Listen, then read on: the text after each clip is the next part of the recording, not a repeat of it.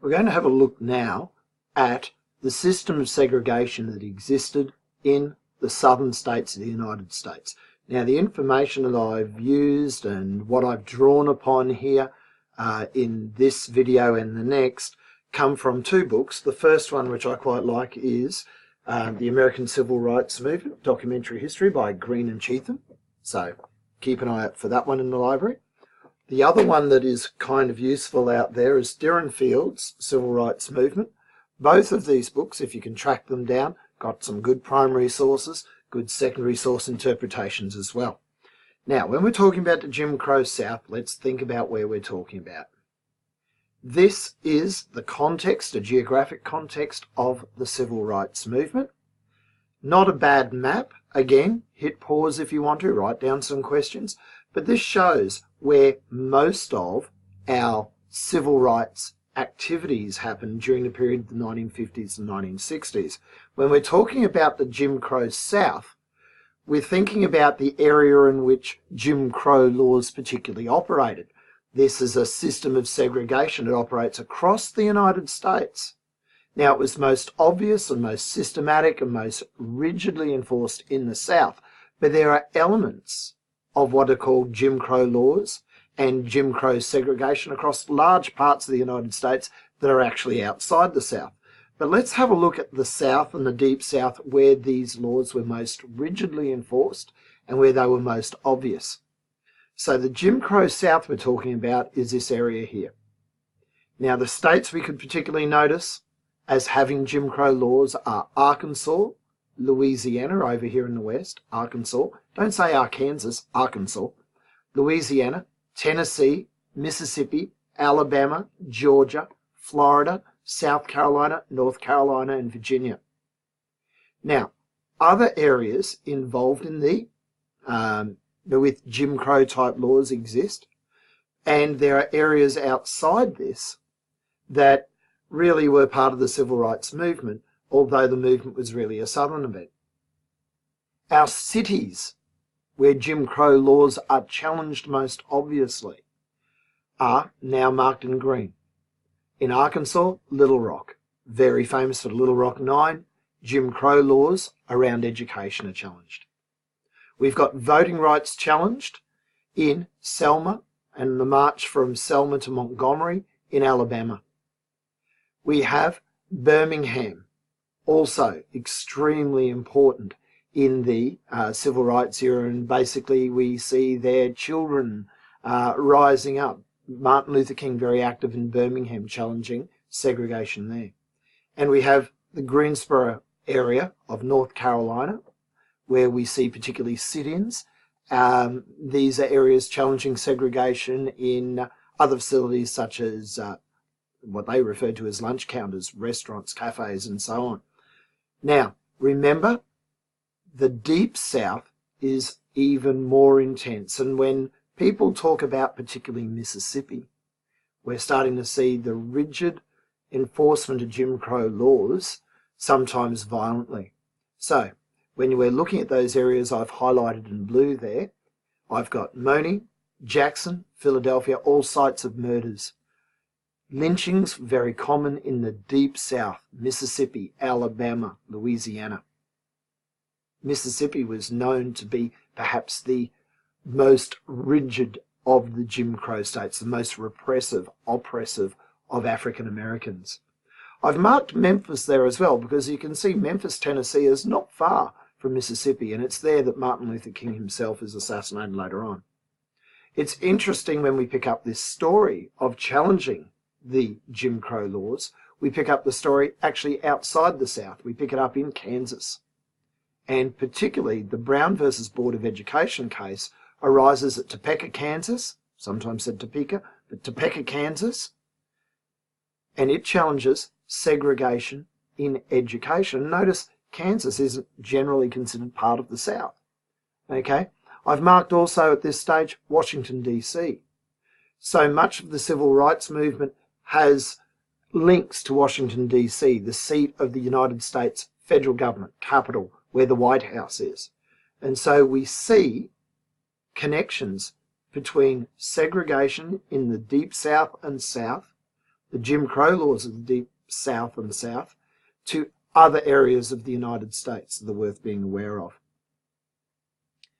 Let's now think about how we, define what is meant by Jim Crow laws. And with your work at school, we often want you to be using secondary sources. So when we're using a secondary source, as this extract from Green and Cheatham's book, remember this one again, Green and Cheatham's book, page 3, we've got to think about how we approach it. With a secondary source, we're often trying to identify the useful quotes. Now, we're not quite sure at times what a useful quote would be. Often it's feeling your way forward. Inquiry questions can help us feel our way forward, but it's interesting, sometimes we're not even really sure what those inquiry questions are. We can sit down beforehand and try to work them out, but there's this sense of following a thread of ideas. The more complicated your problem that you're trying to solve, the more likely you are going to need inquiry questions. So, before doing this reading, I've modelled the idea of let's look for some basic inquiry questions here.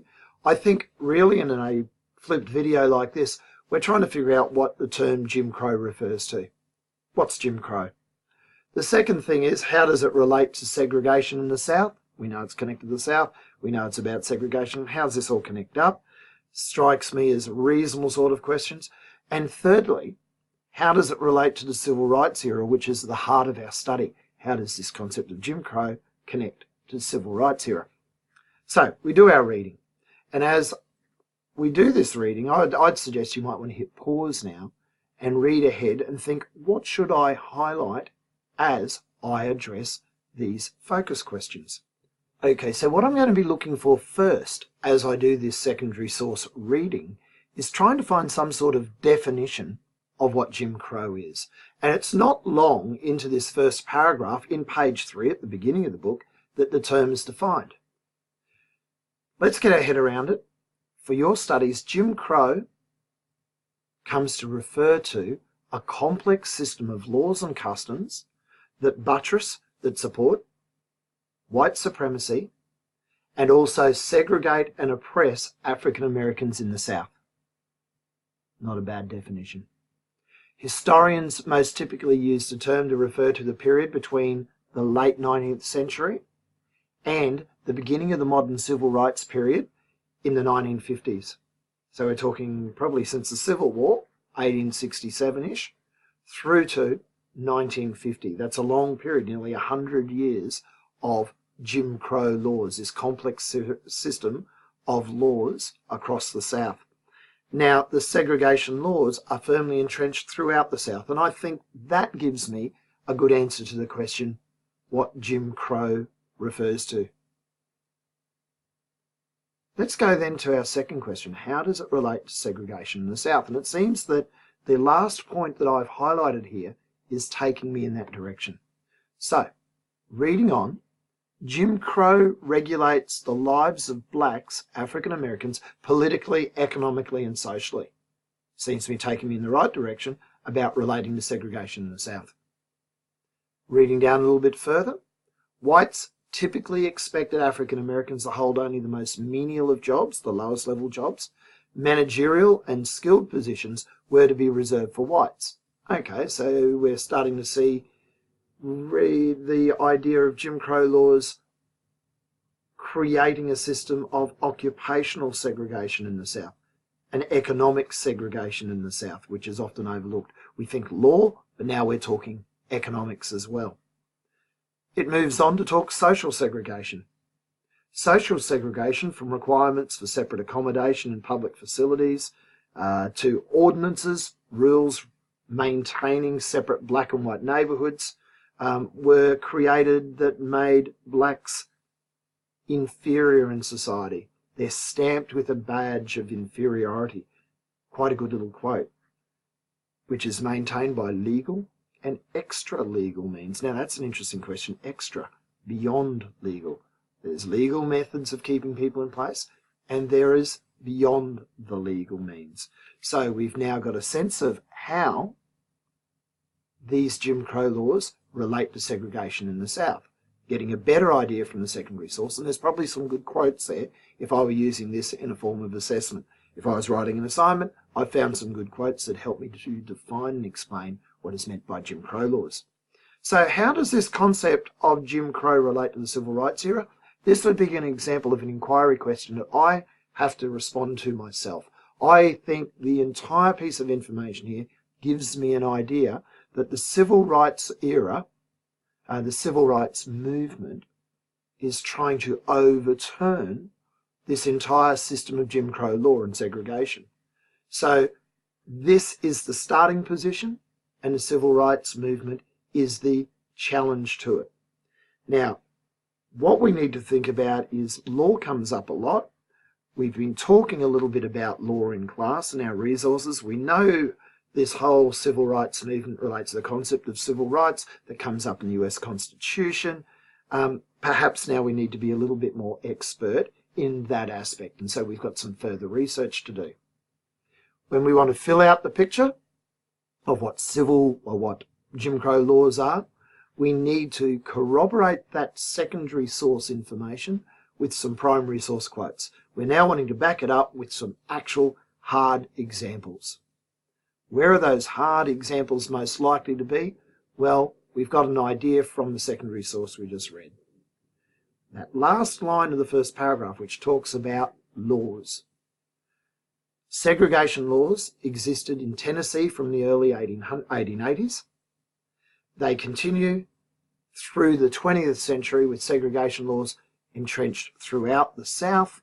It sounds like what we need to do at this point is explore the laws.